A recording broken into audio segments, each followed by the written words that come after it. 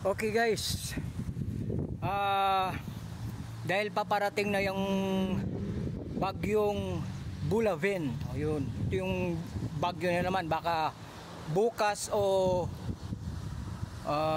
Miyerkules, no?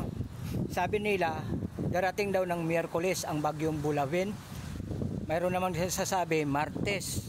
So ngayon Lunes pa lang, nag-prepare na tayo. So ang ginawa ko guys,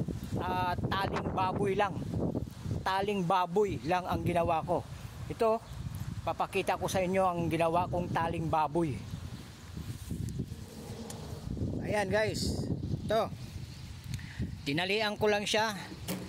Ayan, ito ano to, paracord, 550 pounds. Maliit lang siya, yun, maliit lang, pero 550 pounds ang capacity. So ito yung sinasabi kong taling baboy lang ang ginawa ko. Yan, dito, yan, connection, yan, yan, tali, ginawa kong tali. Tapos ito, yun, ito yung malupit yan, para hindi siya ililipad kung just sakasakali na magiging super typhoon, kasi sabi ng iba napakalakas daw. Yan, ikutan lang natin. Ayan. So, yan, connection siya dyan. Ayan.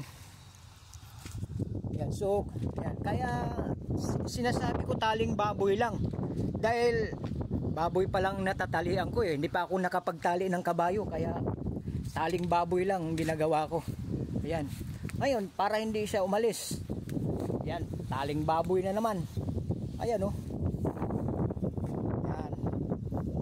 Naali ko sa poste. Ayan ang poste, oh.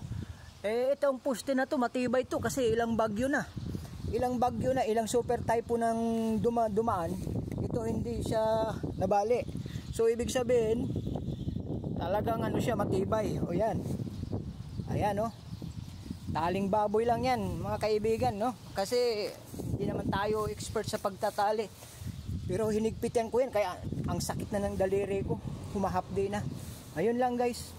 So update na lang tayo para hindi siya makaalis mag-isa. Ayan.